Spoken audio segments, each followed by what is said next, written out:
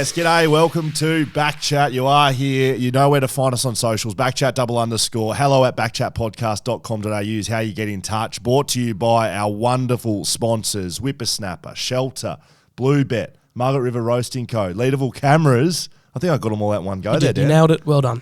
Very good. We are joined, of course, big news here. We don't do big introductions here at BackChat. Anthony Koutoufides. Kuda's here. G'day, mate. How are you, boys? Good to be here. Thank you for allowing me to come along. Oh, mate, we Anytime. very much appreciate you. You can come in here whenever you like, Kuda. Sounds good. You're over here in Perth, Western Australia. Mousey's got you over. Give him a bit of quick shout out to Mousey. He looks after the boys, doesn't he? He really does. For many years, when you think about it, I mean, the last couple of days I've been doing handball competitions. I thought they were done and dusted, but only Mouse can keep them going. And had Carl Langdon there hosting the show. So for 20-odd years, when you think about it, but just to see the smiles on the children's faces, you forget sometimes.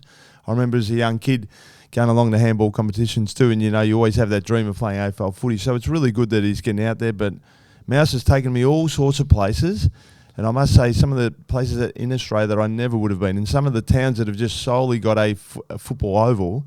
And I've just seen some incredible things courtesy of Mouse. So he does a great thing for a lot of people and local footy clubs too. Okay, very good. Yeah, we like that. I love the shout-outs on this show. We're going to get to a bit of your stuff a bit later on, Cuda. But let's get into your career and yourself. So, your rap sheet is quite long. You're a premiership player in 1995, Carlton captain, Carlton great, all-Australian player, state of origin player, life member, a Hall of Fame inductee into the Australian Footy Hall of Fame. So you can play football. We understand that. The first question we ask every guest on this podcast is, okay, we heard all that, and we do care, but just telling you, not a big deal. We want to hear your greatest sporting achievement, not on the football field. So you can go anywhere you like. You can go as a youngster.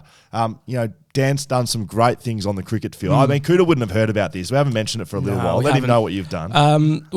Behind you can see there's a trophy there with the cricket ball. That ball was given to me after a 5 for 16 spell in a grand final. Ball leg spin to under 12s. I was 12 as well. So young Warnie. Yeah, exactly. They did tout me as maybe a future Warnie for a period of time. So that's my greatest sporting achievement. Not in my. I was an under-9 state hurdling champion.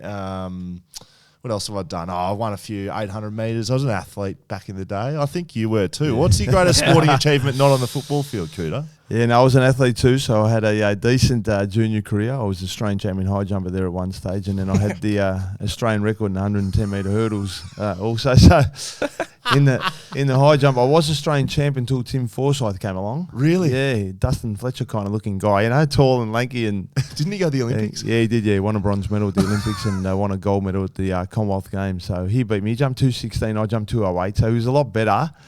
And yeah, that championship, just before I signed my contract, was one of the last times I competed. I ran 110 metre hurdles and got the Australian record, which Cole Vanderkop, I don't know if you remember him, Indigenous, unbelievable athlete. I knew him ever since I was a little young kid, but he was 2 years older than myself, who held the record for many years in Australia, the 110 metre hurdles, which I'm not sure, he's probably still got it. He was phenomenal, and he got the Olympic final and finished 7th. So in the under-17s, I can say that I had a quicker time than Kyle, but I would never know. I could never fulfil that dream because obviously then I chose to play football. So a pretty good junior career. Yeah. So what was that? I mean, that's just chopped a couple of Australian records. Yeah. Just thought I'd throw that in. Just So what was the decision like going from athletics to footy, and why'd you make that? So I still played footy. So at the age of 8, I started football. Had the migrant parents who didn't want my brother and I to play, but we decided no. We said then we're going to play, and so age of 8, I started playing football in the winter. Then my older brother Paul, who was 13 months older than me, took up athletics. So I watched him half a season compete before I finally had the courage to get out there. I was a little bit of a shy kid, and then I started winning events, and then by the time I was in grade 5, I was the state high jump champ, and so things started to happen pretty quickly, really. And then, so I mean, I was a school captain in grade 6 too in footy, and we won. We were the best city team, but we came up against the best country team, and they were just like giants to us. And I remember all my teammates looking at me because I was the captain, going, Cuda, have you seen the size of them? I said, boys, I think we need to go home. And we didn't get close to them. We were just so petrified. They were huge, man. You can imagine coming from the country, lifting cattle, us city slickers just riding our bikes around, So it was a little bit of a difference. So I had it. Look, I loved growing up. I lived in the northern part of Melbourne. It was a growth area. A lot of migrants in that time too, but just a lot of young kids that we hung out together. roamed the streets on our bikes, played basketball, cricket, and every sport that you could think of around town, and we all hung out together. So I had some phenomenal athletes that I grew up with, some really good friends. So that helped me, and always tried to hang around the kids that didn't do the wrong things, in the pathway where I wanted to go in terms of sport. So I made sure that I hung out with the right kids too, and it all worked out. You sound driven from a young age. Yeah. I don't know if I was driven. I was a bit of a lazy, I think a lot of things came naturally for me, but I was always, the love of sport was the thing that got me. And so I stayed away from kids that maybe ventured out, smoking and all those sort of things, which I've never done. I remember one time my best mate started smoking. I was like, bye-bye. It was those sort of things. So I'm not so...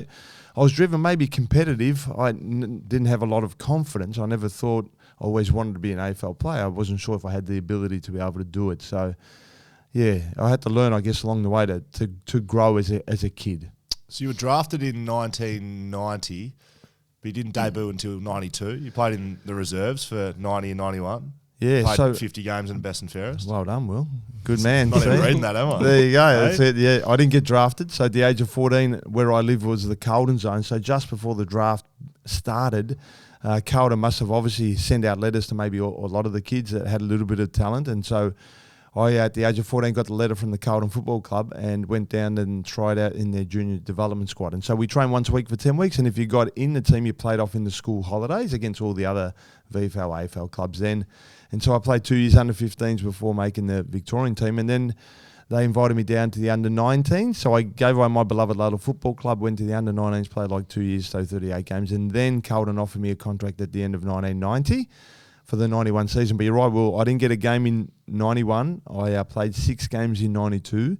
I played 8 games in 93. I got dropped halfway through 94. I thought it was the end of my career. And then I got picked 2 weeks later and played on the wing and never looked back from that moment. So it took me a good 3.5 years. And as much as you look at my accolades, I often say to people, if someone had said halfway through 94 that you were going to win a couple of best and fairest, you're going to win a premiership, All-Australian, and you're going to make the AFL Hall of Fame, I would have said you're a fool. And anyone else who, if I even said it to, I'm sure everyone would have said you're a fool as well. So things changed after that. But I did win a best and fairest playing a fullback in 1992. So that was, I think, the club full almost back, saying, yeah. best and fairest. Yeah, fullback. There you go. Backman can get awards. I played on all sorts of players back then. Yeah. What was it like? I guess holding you back, or that first part of your career, was it you? Was it coaches? Do you look back and given that you almost play 300 games of AFL football and you do everything you've done, what was it in that time? I think a bit of both. I was a bit of a lazy kid, and David Parkin probably didn't see maybe my ability, or didn't maybe understand how to utilise my abilities. I played in every position, and so I was a little bit like, fullback, played in the ruck, centre, half forward, like every position you can think of on the ground I played. And so I think David Parkin, I'm not sure if he really liked me. I'm not sure. I remember there was one game, I spoke about it on open mic, and one game I was on the bench and Andrew McKay came off with a blood rule. It might have been 93 or 94. And I literally just ran on the ground. And the runner came out a minute later and said, Cuda Parker, it's David Parker, wants to know if you want to play today. I literally just ran on the field, and I was like internally crying, really. I was thinking, mate, if I could just dig a hole and bury myself, I actually would. I was just there thinking, what is it that he wants from me? If he communicates and tells me what it is, I'll try my best to, do it. And so I was a little bit like a confused kid and emotionally, hurt a little. And I think I always needed a coach to put their arm around me and say, I believe in you, and then I'd probably produce my best footy. So it was a little, really tough times and difficult times. I went through a lot of emotions, and sometimes I forget, because at the end of my career, people look at me and go, wow, or whatever. But during that time, it was difficult. I don't have any grudges against David Parker. I really love him now, and I think we started to understand each other later on when I lost my father in 98. He became a bit of a mentor for me then. But I guess a lot of kids maybe lose their way through the system of AFL if a coach doesn't see maybe some of their attributes that can help them pursue their and get the most out of their career. Was there something that specifically changed? Like was it just growth? Do you look back at the time and think? Because I certainly didn't end up with a career like Cuda's, but at the start of my career, I was in and out of the team, and pretty much my whole career, really. But I do look back at times I was dropped, and it was adversity that I had to deal with as a person, and it made me stronger. Yeah. Yes, it was bad at the time, but was there a moment that it sort of clicked for you, like a clicking point? Yeah, that's a great question because when I got dropped in '94, the club sat me down and David Parkin was there and said, "Do you want to go and see a sports psychologist?" And I said, "Yeah, whatever it takes for me to play senior footy, I'm willing to do." So I went to go and see a guy. His name was Anthony Stewart, and he was really life changing for me. I must tell you the truth. He said, "Cuda, you got to get a diary." I never got a diary. I remember my brother Paul in high school. He'd be like, "You got to have a diary, Anth. You got to have a diary." I'm like, "Ah, mate, don't worry about the diary. I don't need it." Well, at that point in there, '94, it hit me. Then I needed a diary, and I bought the diary. And every day I would write what I had to do because as a footballer, and we were part time back then, the day could easily slip away with you not doing much. You sleep in, you get into bad habits, and it reflects on the footy field. And so, bought the diary. I couldn't swim then too. He was like, "You got to get the swimming pool." All these things I started, and every day I had to start ticking them off. So I started to accomplish little goals, and although they were small, maybe not so meaningful, but meant a lot at the end. And then things started to change, and he made me write these words on my diary and highlight it every single day. I can, I will, you just watch me. So every day, I can, I will, you just watch me. I go to training, I can, I will, you just watch me. And he made me focus on 3 things at training, whether it was marking, being physical, running hard, or those sort of things. So I went there with sort of a little goal every time I went to training. And that's when I got picked 2 weeks later. And maybe because I went to see a sports psychologist, they said maybe we'll give him a chance. I don't know. I'd almost given up. And so luckily I didn't, because that day there, it started. And from there, everything just really, exploded very quickly. With you mentioning David Parkin, sort of his role early on in your career, I did read something that he watched you pick up the ball one-handed and you started getting involved in the footy, doing things that not many people are doing, and he said that he said to you something like, "I've been waiting 20 years for someone to do that." So that's we might look thing. silly over here at BackChat, but we do it. Pretty good, yeah. That's an interesting thing, that if early on he was not sold on you, but then he's seen something in you that he's been, Yeah, my brother Paul in grade 6 got a letter from his school teacher and had to Cuda, the only kid to pick up the football one hand. So I think my brother and I must have played like that our entire career without realising. In the under-19s at Carlton, my brother did it once at training, and our coach was Ross Henshaw, who was a premiership player in North Melbourne back in the 70s. He was a madman. He was a scary dude, man. Who was your coach? He was our coach under-19s, and, oh my God, was I scared of him. And so my brother picked up the ball one hand, and he brought everyone in, and his thing was, mate, he goes, if I see Cuda, if I see you pick up the ball with one hand again, Cuda, or anyone else here, you won't be at this football club. So he was totally against it, and I played my footy that way. And in 1992 it was against Collingwood. The team that I barracked for was a young kid. Jamie Turner was next to me, and I sort of just held him off, and I just grabbed the ball one hand, got onto my foot, kicked it down. Tom Alvin marked it. He went on to John Dorridge and whatever. We may have kicked the goal. And everyone was starting to speak about it. And even Stephen Goff, who was our CEO, who then became the CEO of the MCG for many years, he often talks about it. At the last AFL Hall of Fame, he said, "Cuda, we're all sitting there. You've ran past, you've just grabbed this ball with one hand and you've kicked it down." And everyone in the crowd just looked at each other and went, "Did he just pick up the ball one hand just then?" So it's become a little bit of a cult thing. Do you have big hands? No, I don't really. No, I don't know. They're okay, but I've seen guys with bigger hands. No, there's some myths. They're pretty big hands. So I've seen bigger. Yeah. What did it come from then? Was that just instinct, or was it cricket, or I don't know? What's the? We were never really allowed to watch the highlights at home of footy. Mum was always against it. So it was that 1 hour block on a Saturday night. We're like, "Mum, can we watch?" She's like, "No." We're like, "Come on, please." So.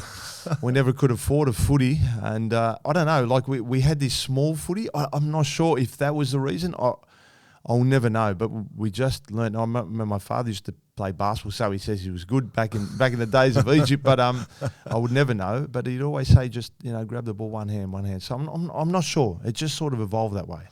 So we know sort of how your career plays out, but how do you look back? Were you a backman? Were you a forward? Were you a wingman? Were you a ruckman? Were you a midfield? What were you? As a teenager growing up, I was a ruckman every game that I played. Even the under-15 schoolboys that I represented Victoria. Although I was emergency and bench player mainly until the last 2 games, and I rucked against Glenn Jakovich, who was a man mountain.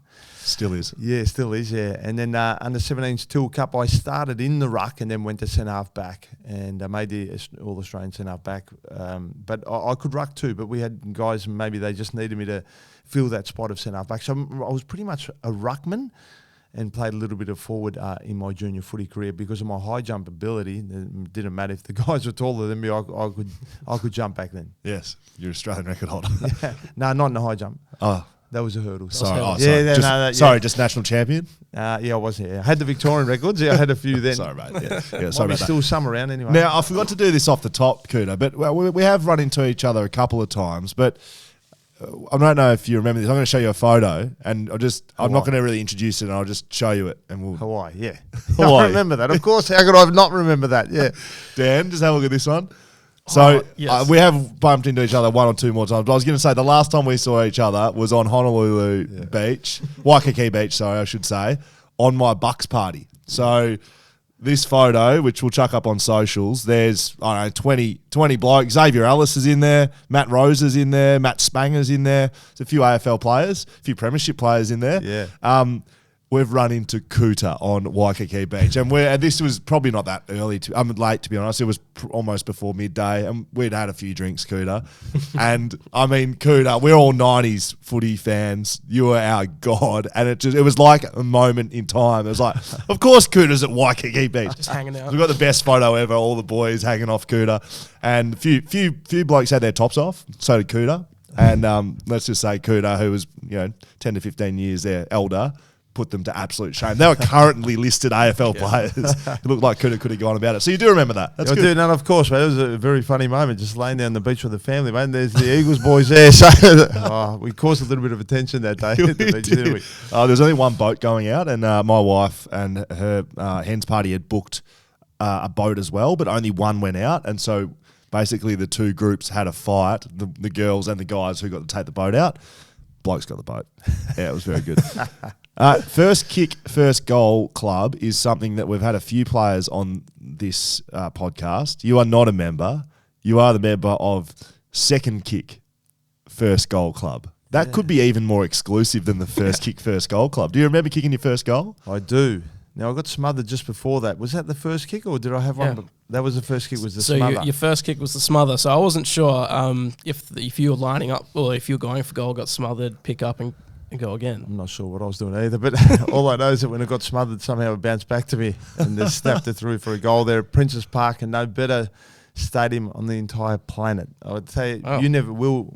Unfortunately, didn't play there, did you? As a junior, I did actually. Oh, you did? Yeah. Okay, yeah, but not the senior footy. So, yeah, 20,000 people there would be like playing in front of 100,000 at the MCG. Mad. It was crazy, but behind the John Heatley stand, that why was it crazy? Just the fanatical Carlton supporters. It's just there was an energy and vibe of that place there like no other. So, we were renowned. The Mosquito Fleet back in the 80s, but, but the Carlton Football Club in the third quarter, many occasions, that 10-goal third quarter that they would do, in particular down the John Heatley stand, and everyone just go crazy. So there was just phenomenal times. And I think everyone that was that went along back in the day never forgets, because I get reminded often the best days ever of their entire life was the Princes Park days. It was a local footy club there, and just so many great memories. You played in an incredible era of the footy club, right? Like with some great players like Silvani, Kernahan, Bradley, Williams, and Chris Stewart. I'm going to chuck him in there. There's some unbelievable players. Lose the grand final in '93. You're not up for selection then? I mean, you're not in the team? Yeah, emergency. Yep. I'm going to come back on that. Yeah. Win 95. Yeah. Lose 99. Is it, 3 grand finals over that era? Do you think it's underachieved? Yeah. Is one enough? Should you have won more? Underachieved, 100%. Yeah. 93, but were we ready? I don't know. Like, the Baby Bombers were good on the day, in particular the prelim final, and we had close battles with them, but they deserved it on that day. They were phenomenal. And then come 94, we were on top of the ladder. We actually beat West Coast Eagles at Princes Park by about 11 goals. 11 goals. We smashed them. Yep. They won that year, of course. Then the next week we played Richmond. We won. The last round we lost to Essendon, so we finished second on the ladder. Then we played Melbourne, who was 7th. So back then it was first play 8th, second play 7th, a bit different to nowadays. We lost to Melbourne in the first week. Then we come up against Geelong, who were missing 4 of their elite players on that day. So we thought, we got a chance. We got belted. So we went out in straight sets there. 95, we knew the window, the opportunity, some of the aging superstars that we had, that we didn't have long to go, and somehow put it all together. Only lost 2 games for the entire year. Wow. Yeah, it was to the 2 bottom teams, believe it or not, to the 2 bottom teams, and not just like we actually got belted. So, yeah, it's really unusual, isn't it? Like, and then we somehow got it all together and went through and won the grand final. And then 99, we didn't deserve really to be there. Essendon were the best team that year, but we just had that game in the prelim final where we beat Essendon by 1 point. They were pretty much the unbeatables, but we just got over the line. Yes. And then year 2000, we won 13 games in a row, and Essendon were pretty much undefeated, only lost 1 game, so they beat our record that year. We came up against them. We just lost to Bulldogs just before we played Essendon, and Bulldogs were the team that beat Essendon, were the only team. And we lost by, I think 3 points, so they stopped our 13 games in a row. Essendon, we came up against them. It was 90-odd thousand people in the home and away game because they were on top, we were second, and I did my knee in the first quarter. Jason Johnson ran across, and I did my PCL, so I was out, and I think Braddles got injured. We only lost by 20-odd points, but I couldn't come back for the rest of the season. So Melbourne got to the grand final. We beat Melbourne by 99 points that year, and they got the grand final. So it was a pretty easy win for Essendon. I always look back, we got them in 99, they got me in year 2000. I always think, what could have been Carlton Essendon grand final in year 2000 with us at our best and Essendon at their best. And not to say that we would have beaten them because they were truly the best team that year, but you just never know. With the doubts of maybe 99, maybe we might have been a better finals team played the way that we played. I'll never know. And 2001 was the same thing. Second week of the final, I did my knee, did my ACL. In the first week of the final, we play against Adelaide. Everyone's like, we better be careful with Carlton in this sort of form. And I did my knee, and I think Sauce did his hamstring that day, and the injuries just got us. And Brisbane Lions won that year, and we were the last team to really belt them at Princes Park. It was probably round 8, I reckon it was, where we beat them by 10 or 11 goals, and then they just lost to Adelaide, and then I don't think they lost a single game after that, so they improved dramatically. So I do want to come back to 93, but 2000 while we're on it. So that was one of, if not your best season in your career. You're leading the Brownlow. Or was that 99? No, 2000. Yeah, 2000. You're leading the Brownlow with 3 or 4 rounds to go, and you hurt your knee. And you end up, not making the grand final in that year. Adrian Hickmott was a coach of mine at West Coast, and he used that year as motivation, I guess, for us in 2015. We lost our 2 key defenders to ACLs. Eric McKenzie and Mitch Brown did their ACLs. One did it in the last preseason game, and then one did it in round 1. And basically it was myself and Jeremy McGovern were the only 2 tall key defenders left on the list. And I remember sitting in a room, and he told the story about you doing your knee and a collective kind of dropping of emotion at Carlton, because you were the kind of the big dog, right? And he did say that Carlton kind of dropped their bundle a little bit, and he used you as an example of a little bit of, you guys need to not do that. You guys need to, we've lost 2 of our great players, but we can do it. And although it was probably a bad example for Carlton, it was a great example for us because it meant that we kind of lifted to a new level and took on responsibility. And it also happened at the start of the year, not coming into finals. Yeah. Is that all sort of reflective of what happened? Dropping of the bundle a little bit? Given that you were, probably the best player at the time. Yeah, because year 2000, I got quite a few best on grounds in a row, but I don't think I was leading the Brownlow when I got injured, so I didn't get the 3 votes in a lot of the games that I thought maybe I could have or should have. Should have. I think you were drawn at 19 with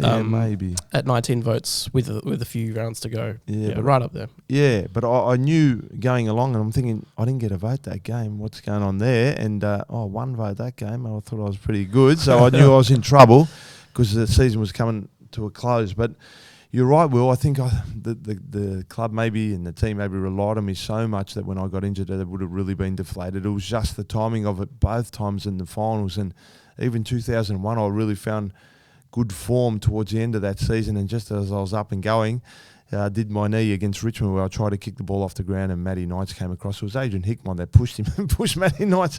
And my knees I just heard it just a clink, and it was the most painful injury I've ever felt for the first minute or so.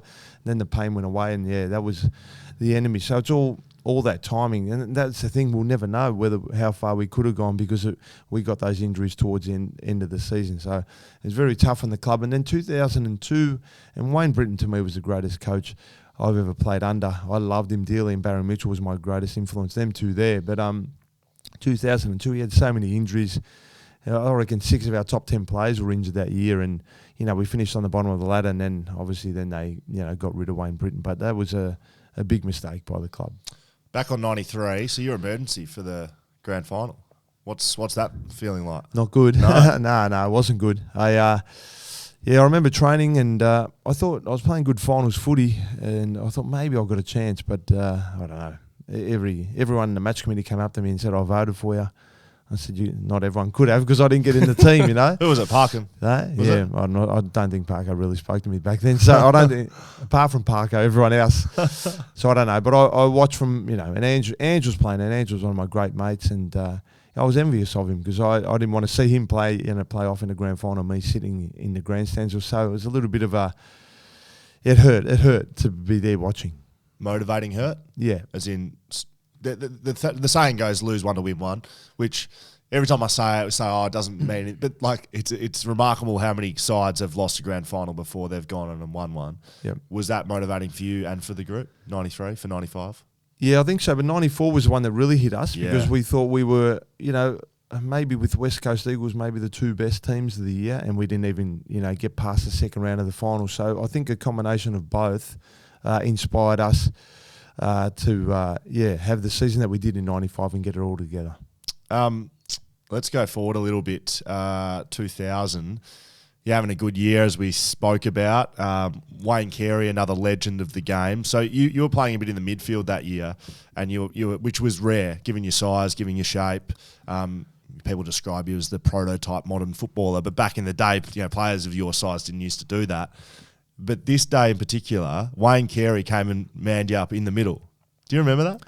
Yeah, it was when we played North Melbourne. So a lot of the games in that year, 2000, I'd start at centre-half back, and then into the second quarter, they'd go right in the midfield, now you go. And like Sydney, I had 39 and 14 marks, but I started at centre-half back and then went into the midfield. So that particular day against North Melbourne, we had never beaten North Melbourne since the prelim final of 95, and so that was a big, that inspired me that day to get out there. And I knew, because they were hard and tough, I thought, this is going to be a beauty today at Princes Park. Yes. And so I was fired up for that game, there's no doubt about that. And the duck came into me, into the midfield. Was it at the start of the game? Maybe at the start, but they must have moved him relatively quickly. And then I had your coach, your ex-coach there, Adam Simpson, who came on to me.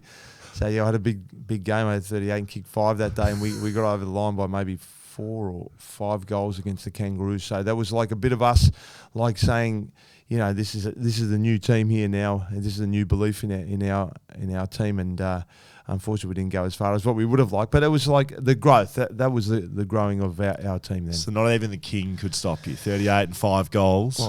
Look, I didn't play on him at centre-half back, in his domain. I often say that because Richo was my toughest opponent, but I often say, well, Richo never came to me in the midfield. It might have been a bit different, but I couldn't stop him. The 2 times that I played him in defence, I felt like he was a better athlete than myself. He had both endurance and speed. I had speed, but not great endurance, and so he could just blow me up with his speed. So I'm not going to say, I beat the king or whatever. No, you did. He came on that day, but he came into my domain. I never went to his domain. So it might have been a different story if I did. We can hear who's sitting on the throne, mate. Don't worry. Kuda's up there with his crown on. What about... and we'll just say the 38 disposals and 5 goals, only 2 people in AFL history have done that. Who's the other one? St Kilda player from 2010, I think it was. Oh, really? Not Nick Reed. No, We've never heard of him. Charlie, do you want to have a little look for that? Have a look for that, please, Charlie. That'd be great. Very good. I want to ask about, from my recollection as like a footy fan, you're the first $1 million player. Is that right? First I never $1 million got contract. It, so it was said to be, but I never did get that. Yeah. What do you mean you didn't get it? I never got the $1 million. Well, so that wasn't the deal. That wasn't the deal. No, that wasn't the deal. No, but that was trying to be. That was what was sprouted, right? Yeah, correct. Yeah, so I had that $1 million a year. Yes, I had that come with me everywhere I went, and later on had to take a pay cut as well. During the more difficult times, so they said the club. So yeah, it was never fulfilled, but there was a lot of back-ended contract. There was a little bit not as probably clear as what people think, but obviously the club and manager knew exactly what was going on. Is that the trouble you say the club? Is that around the salary cap stuff? 2000. Yeah, I think a lot of that contract there. So the previous years it was sort of back ended, pushed forward.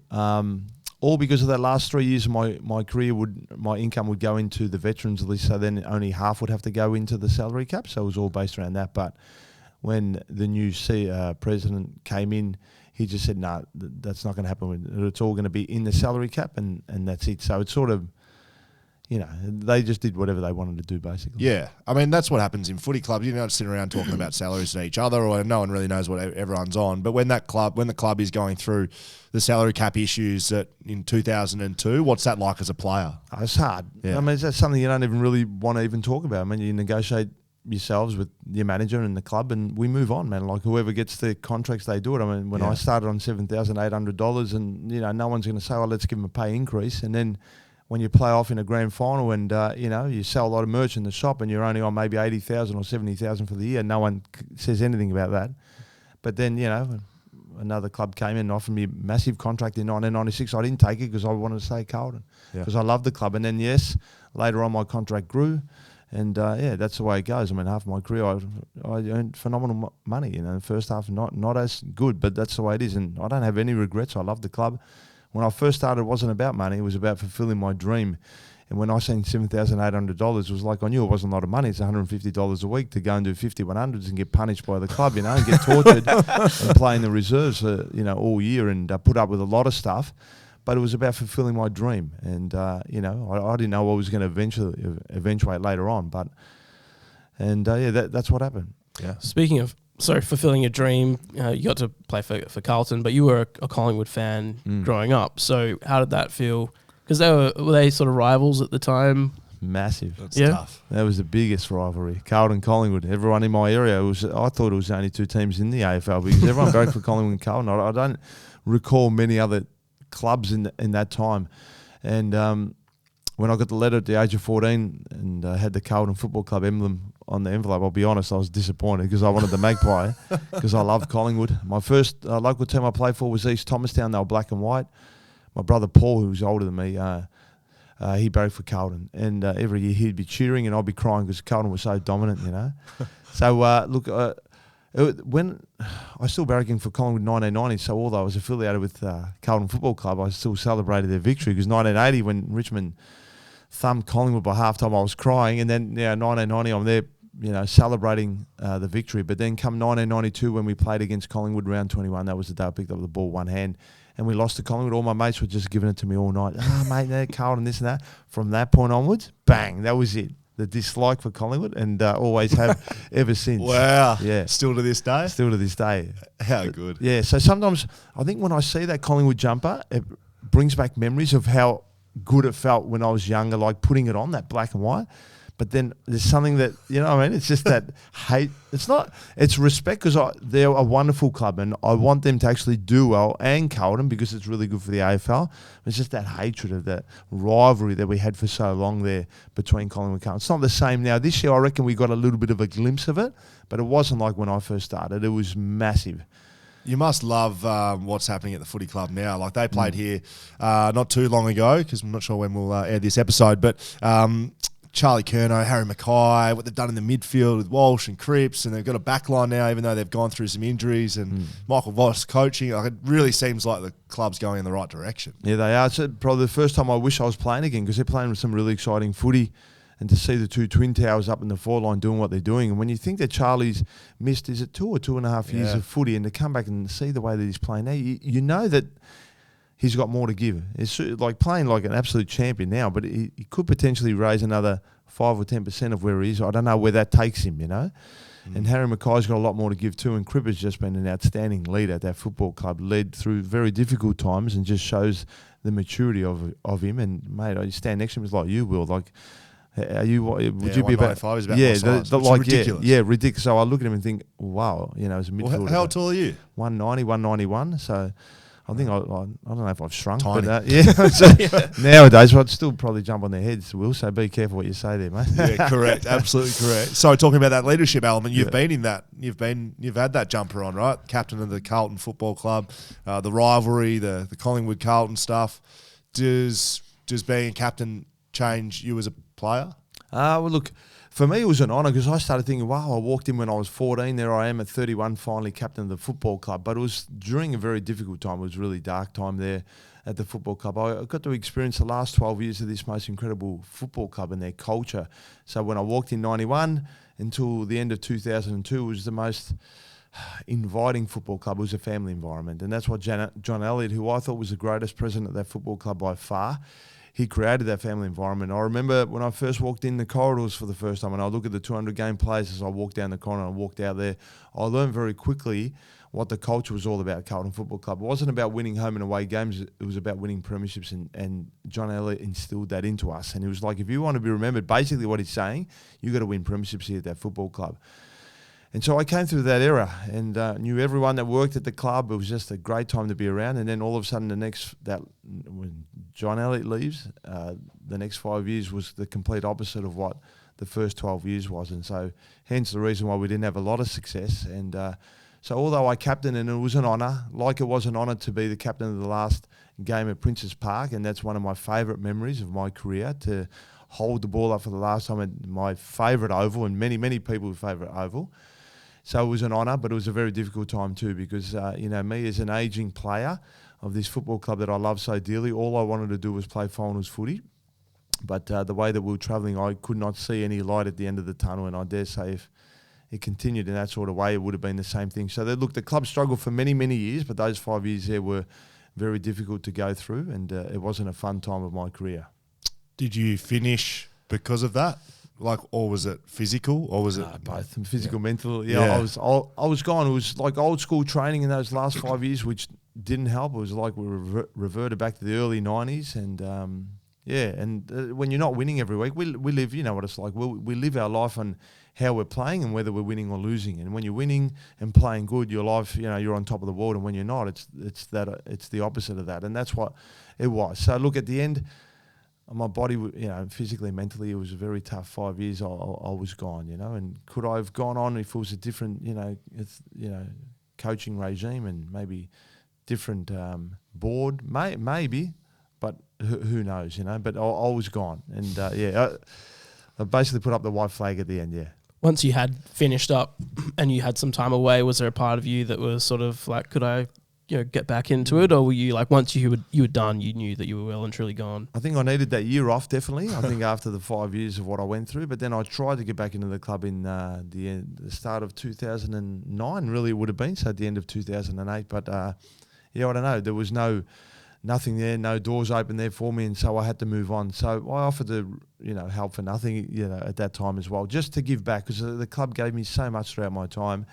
And I wanted to give back and stay in tune with the game of footy, the game that I've loved ever since I was a young kid. But there was no options there for me. So I think it maybe internally hurt a little, of course, because, when you spend so much time and you stay loyal to the football club when you had opportunities to move. But I guess you live and learn, don't you? And you talk about loyalty now, and maybe if you turn back time at the end of the day, you've got to look after yourself, really. Now, that's how I see it, because when someone that gave up walked in when I was 14, left when I was 34, and you get that sort of thing at the end, you go, oh, wow, maybe life's a little bit different to the way that I thought it was. Yeah, well, it's true. That's how it goes.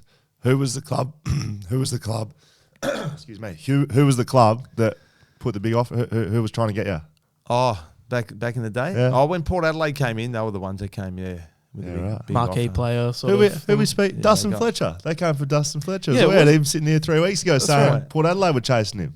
Oh, chasing him too? Yeah, so would have had Dustin Fletcher, Koutoufides. Wanganeen, they got Gav. Yeah. So, wasn't I saying that I feel like Port Adelaide are always the team that are going after these people?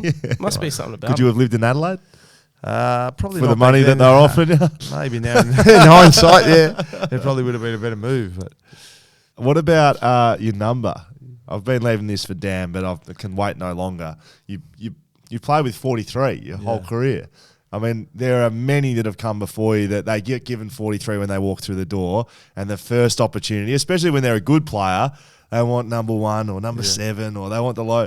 43, never changed. I think that was the view of the club, that I wasn't a good player, so just give me 43. I think in 91 I was 46, and they upgraded me to 43.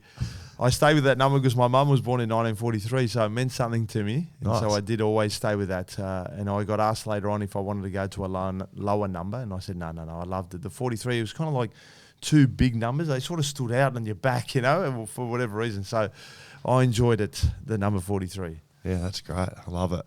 You're speaking about... well, you got to look after yourself. I couldn't not agree with that more. When you do finish at a football club, again, not comparing my career to yours, but I was a one-club player. They've got the next season to prepare for as well. So you do have to look after yourself in the game. So when you see guys signing these big contracts these days and they cop a bit of criticism for it, it's not the players. Just let the players go. Let them. They're not the ones putting the contracts in front of the players. So I agree with you on that element. On the contract side of things, Nike and Adidas. So who was sponsored by Nike and who was sponsored by Adidas? Carlton were with Adidas for maybe 20-odd years. Yes. And the new marketing team came in, and I think the deal was any new sponsors they got, so there was a little bit of unsureness, any new sponsors that they got, they would get a certain percentage out of it. So no easier way to do is to maybe approach Nike and say, Nike, do you want to come to the club? And Nike agreed to come over to the club, and Carlton assured them that they would get every player on the list, but not sure if they realised that I was still sponsored by Adidas. So the battle began, and there was a little bit like, it was time to stand up to the bully. And we're going. It was a difficult time because I really want to stay with Adidas because they've been really good to me, showed me a bit of support during the time when I was just starting to grow as a player. So what years are we talking? I think I was in in 95 I became a sponsored player with Adidas, so 95, 96. So I reckon it was at the end of 96 when all this was happening. And so we went to battle with the football club. So it was, look, at the end of the day, Carlton, I almost missed the game. And Carlton gave in just before the game. Carlton Richmond, I almost pulled the pin on because it. You wouldn't wear Nikes. Yeah, it was. It wasn't. So it hadn't changed then. It was more they've done the deal for the next season of 97. So this is 1996, if I'm right, or was it 97? It was around that sort of time. And so my manager just, we negotiated. We were ready with Adidas. Nike came with a big offer, and we decided to stay with Adidas and said to the club we're going to stay with them. And so then luckily the club on the day of the game called us up and said, okay. So the bargaining tool by the club was to say, we're not going to play you. Is that what it was? Oh, no, we were looking to stand down and say, if you don't agree, then we won't. So that was your bargaining tool? Yes. Not mine. It was my manager's call. Like, I was embarrassed. Don't get me wrong. Like, I was really, afraid to even turn up to the club to even go and train at that time. But, Adidas were... unbelievable at that time. And so by us standing up to that meant every other player in the competition could then wear their own favoured boot. And then all of a sudden, all these sponsorship deals came out. So all these other players got deals because of the fight that I did. I should have got a percentage, boys, really, off them all.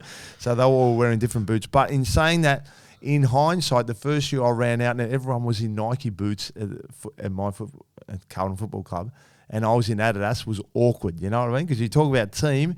And it was that one time when I was running thinking, oh, no, I've got the three stripes. So everywhere I went, I had the Adidas runners and all the other boys had to be in the Nike and that. So, it was a little bit different. But anyway, I opened up the doors and it was a sign of times have changed. So, Adidas, I did commercials for them, for a couple of years and they were a wonderful club. I went to head office actually in Germany and checked out the head office of Adidas. They made my own boot. I had the Cuda on there, number 43. I never wore them, because that would have, put more attention onto me, and that's something that I just didn't want, but I've kept them. So I've got those boots somewhere at home. Nick Natanui, although it wasn't Koutoufides, Adidas v Nike, but West Coast sponsored for a very long time by Puma, and Nick Nat got the Nike deal, and Nick's still sponsored by Nike, has been for a long time, but I remember there being a big uproar around them, because Puma kicked up a stink, basically, because...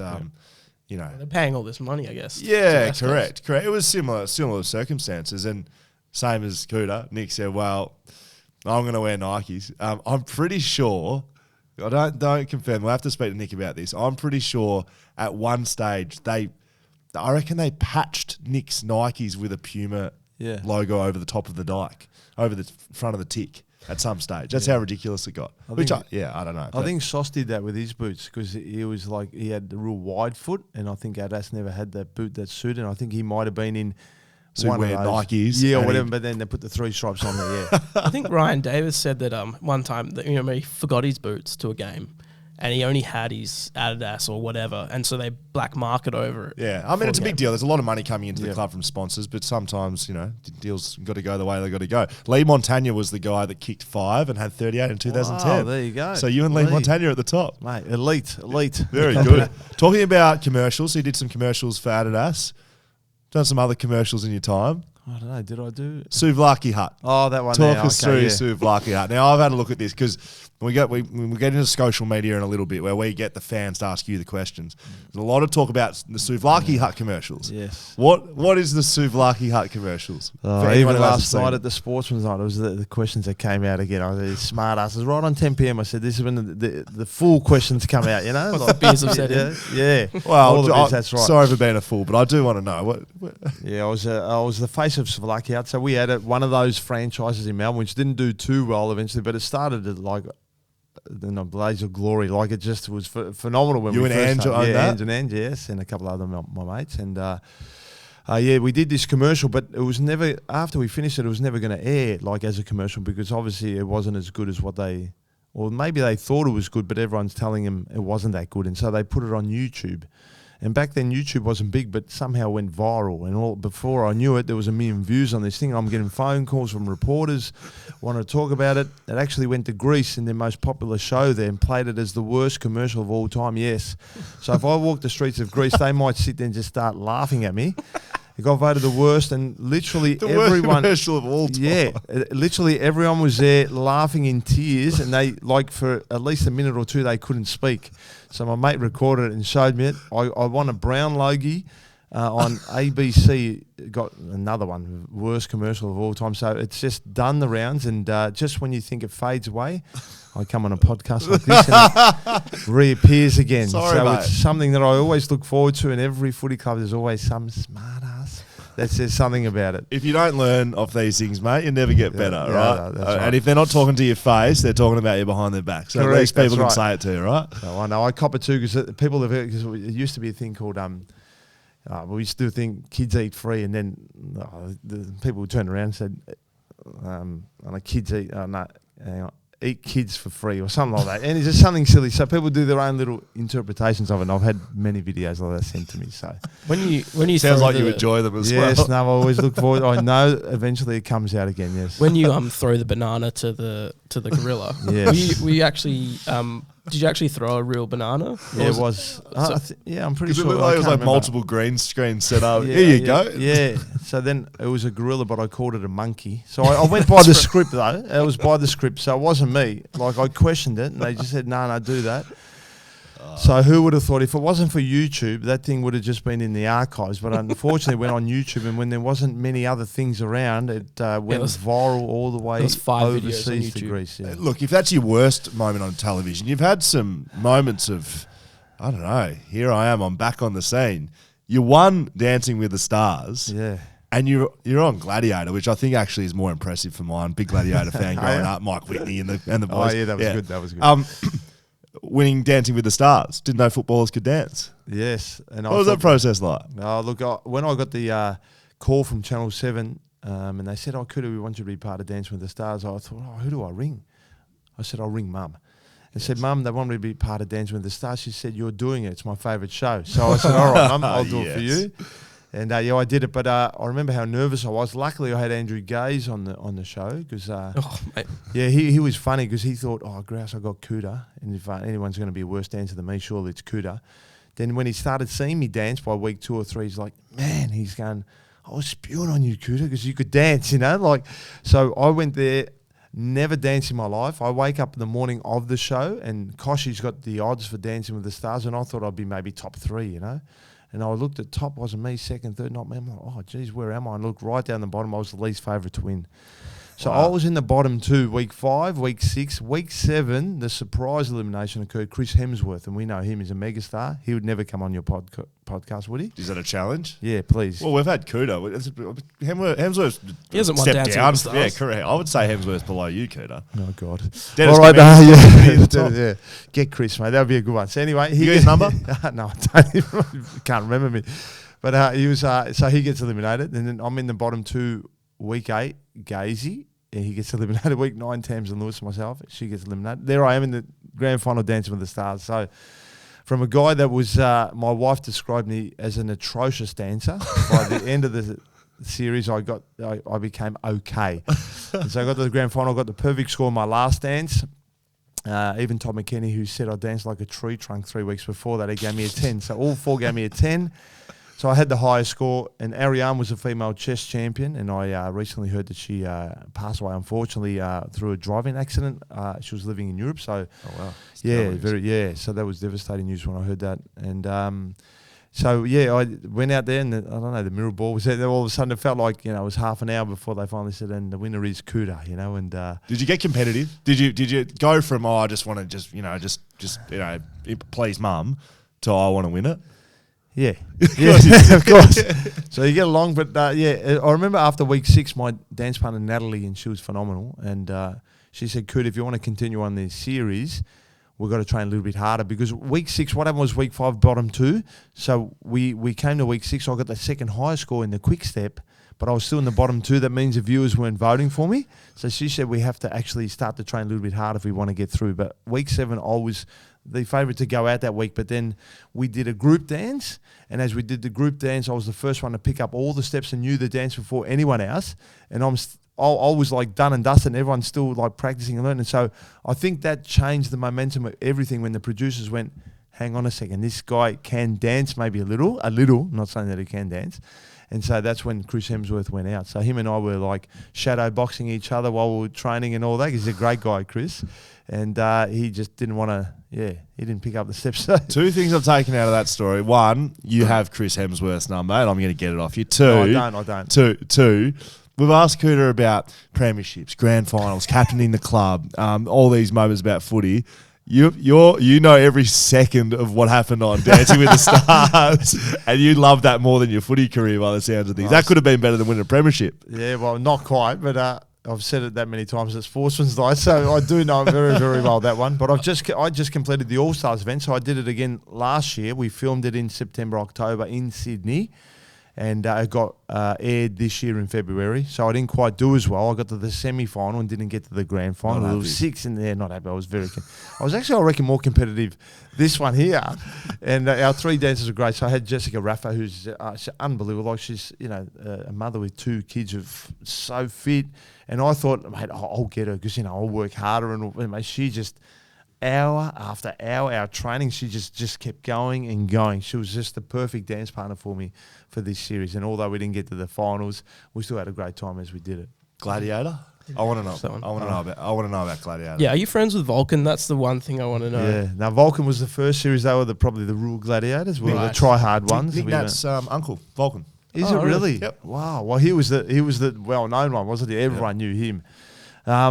We had Thunder. Thunder was Australia's strongest man. He won the Australian strongest man competition maybe 10 years in a row or something like that. So he was 135 kilos, Fijian, made just an enormous man. And the other Samoan we had was Tank, who was another great guy and one of my probably good mates there on Gladiators. But Thunder wanted to make sure that he knew that we knew that he was the strongest man in the Gladiators. And as much as I got along with him really well, I had to wrestle him at one of the training sessions.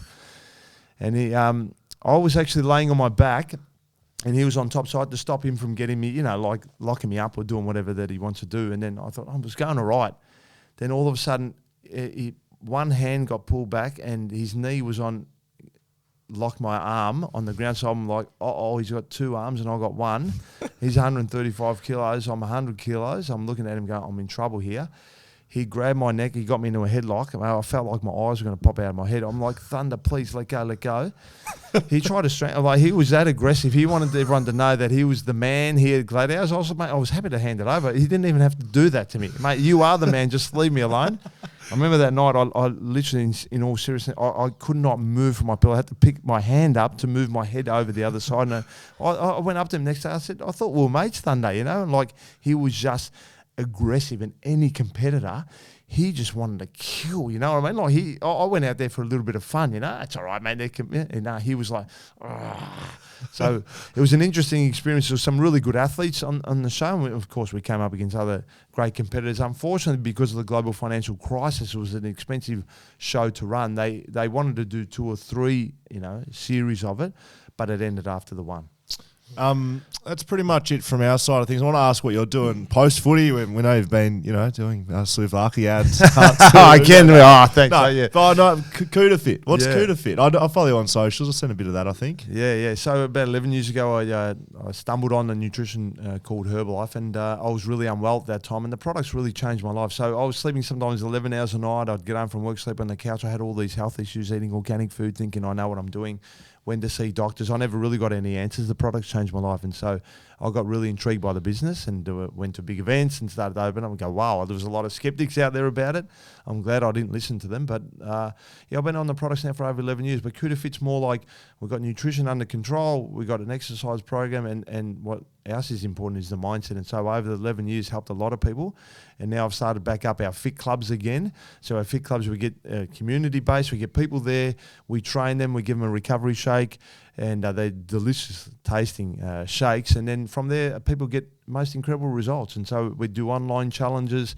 We basically work with people in over 90 countries around the world, like we do a lot of, international people too, which we can do online. So I love it. I guess I had to find myself after football when I was really lost in life in those first 3 years. I mean, the club didn't want me back. I wasn't really affiliated with AFL, working for a car finance company, really unhappy.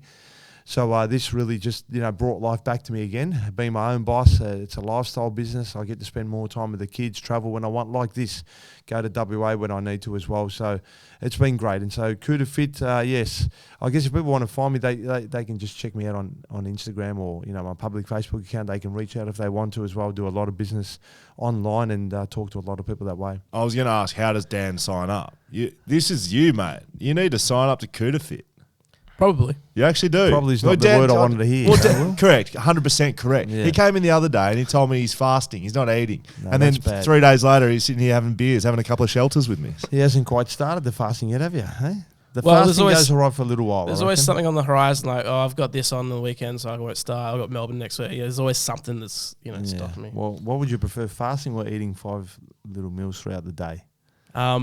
Just answer the man. Like Answer. 5 meals. Okay, good boy. Well trained. All right, we're going to get into this one, Cuda. This is the last part of this long podcast that we appreciate you coming in and doing with us, mate. Social media. That's right, not social, social. Yeah, I thought you would. I'm surprised you haven't heard about it, actually. It's one of the greatest podcasting segments ever to grace podcasting land globally. Similar to Cuda Fit, really. Social media, where we get the fans to ask you the question. So we put some little social posts up. They get to put some in, submit them. We ask the best of the best. So here we go. Steve-O Stales. Did you have a man up against Sauce, and who took the fruit? Sauce many times at training. Obviously, early on he did. Later on, it was a good battle. Sauce was good. He was a champion. He wore a lot of long sleeve jumpers. Do you have skinny arms? Did he? Yeah, he didn't have a great physique, but he didn't really do much weights for how strong he was, really. He didn't really enter the weight room much, but whereas I spent a lot of time in there. Yes. Prox_. I'm going to just read this as it's written. Cuda! Love watching your work when I was a kid. With the big rivalry between Djakovic and Carey, I have to ask, who was the hardest defender you played against, and how would you prepare for them? Defender. I know Stephen Critic was tough. He came from fullback and came to me on the wing, and he didn't play footy. He Bulldogs? Yeah. And he was just, don't even touch the footy, just manhandled Cuda. And that wasn't a fun day for me because the ball was there, and even if he could even grab it, he just would rather hold me. I was like, just grab the ball, mate. Like, it's yours. Take it. And then he didn't want it. So he was a tough one. Seb? What Carlton player do you highly rate at the moment, and what similarities can you see in the 2022 team and the mid-90s team? Okay. Cripper and Curnow, and there's a big list of players, I think, now. And Cripper leads the troops so well. So I have a lot of admiration for him. But just to see Charlie do what he does as well, and they're both great guys.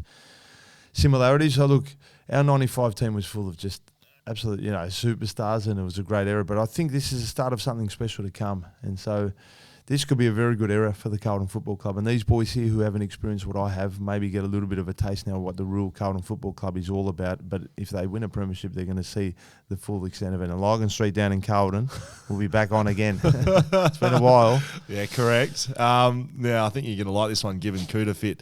We've just spoken about taxi driver Lebby. How good was the food at the club with Camporelli, Koutoufides, Cristal, Hannah, and Silvani families around? Very good. My mum just loved when I invited the players around to go and eat at her house. So she would prepare the big pasta and the bowls and homemade pizza and all that stuff. And the boys enjoyed coming around. So I had many of the boys around. I know we went to Mills once. We weren't even allowed to grab the plates and put them in the sink. It was all done by the women in the house. So a little bit of a different culture there. I'm not sure if that exists anymore nowadays, or it is a little bit different. So there was a lot of food going on. I know my mum, back in the day when the Carlton recruiters used to come along too, she would always make them homemade pizza. So I think they came a lot of the time just to eat that. And when I did work experience at the football club, mum made it early in the morning. So steaming pizza into the bus outside my house, into the train station at Thomastown all the way to the city. From the city, I took the tram all the way to Carlton Football Club, and Jesselinko was coach then, and Sauce was around the club then. And so by the time it was mid-morning, all the pizza was gone. It was supposed to be for lunch, and the boys just they never seen anything like it. Historic _football collection. Are you a fan of a player from Carlton always having... Are you a fan of a player from Carlton always having the woof attached to them? Woof. There's someone right now. Yeah, Adam Sard. It's Sard, right? Yeah, I was at the Carlton West Coast game, and I was like, you didn't know. Well, I hadn't seen Carlton play live, Right, and you can't okay. really pick it up on the coverage. Right. And the Carlton fans here in Perth, every time he got it, woof. Yes. So is that because it was Ange Christou, right? Yeah. Initially it was Val Perovic. Right. He was the original one. The 1980s Val Perovic he had a big kick, and then Ange came along and it was woof. I mean, Ange's kick was woof. I mean, we're talking about a penetrating kick that covered the lines, and all Ange used to do was nod his head like go left to right, and I'll just be watching his head going that way, and then I'll just run that way, and I knew the ball would go into a spot that it was almost impossible for the opposition to spoil. So some players sort of put it in the wrong spot, and Ange just knew he was just 30, 40, 50, 60 metre kicks like hitting the target. So Adam Sard's the new one. Unfortunately, Sardi's an incredible kick, but he does those 15 to 20 metre kicks that doesn't quite have the woof effect of what Ange did when he used to cover the lines. But Sardi's the next one coming through. So Adam Sard grew up next door to Ange, basically. So we had a kick with him when he was younger as well, because I was 200 metres. I moved to West Brunswick, and Ange, 6 months later, comes 200 metres away from me. I'm like, Ange, I need you to stay away from me. So Adam Sard grew up next door to him, and so watch him as a young kid. He was a freak back then as well, and so he spent a lot of time more with Ange, because then I moved out of there again, away from Ange again. I'm hoping he doesn't come. He's looking around now. Actually, I'm saying to Ange, no, stay away. That's why you're in WA. Yeah. Get over That's it. what I'm driving around Mount Hall for. Yeah, mate, no doubt. Billy Brown just thinks he's always in my pocket or something every time I'm around. You go, where's Ange in your pocket, Cuda? Oh, Billy, come on now, Billy. Billy Gallagher, 91. This will finish us off. What did your diet look like to have those monstrous arms in your playing days? Oh, mate, we just ate whatever we wanted. And, mate, seriously ate. And Mum cooked food like, it was the entrees and the mains. And, I was pretty privileged. I mean, we trained hard, but I love food and just ate a lot of it. And so I never had a special diet, man. I just was just like that. I'm on that one at the moment as well. So. Currently It's also on working the well. same, on the same diet. Tip the scales over too much. Cuda, that's it from us, mate. No worries. Appreciate your time. Thanks for listening to BackChat. We want to thank our sponsors, Whippersnapper, Bluebet, Shelter, Margaret River Roasting Co. and Leaderville Cameras. Got a guest pack coming to you. We're coming to Melbourne next week, Cuda. So there's a little clue for anyone listening still that, this magic of TV and podcasts here, that's when we've recorded it. We're coming to Melbourne next week. Got a guest pack for you. If you want to listen to us, you know where to find us. backchatpodcast.com.au, on socials, backchat_. You can listen to us wherever you listen to podcasts. You can watch us on YouTube. You can find out how big Cuda's hands really are. We'll see you next week.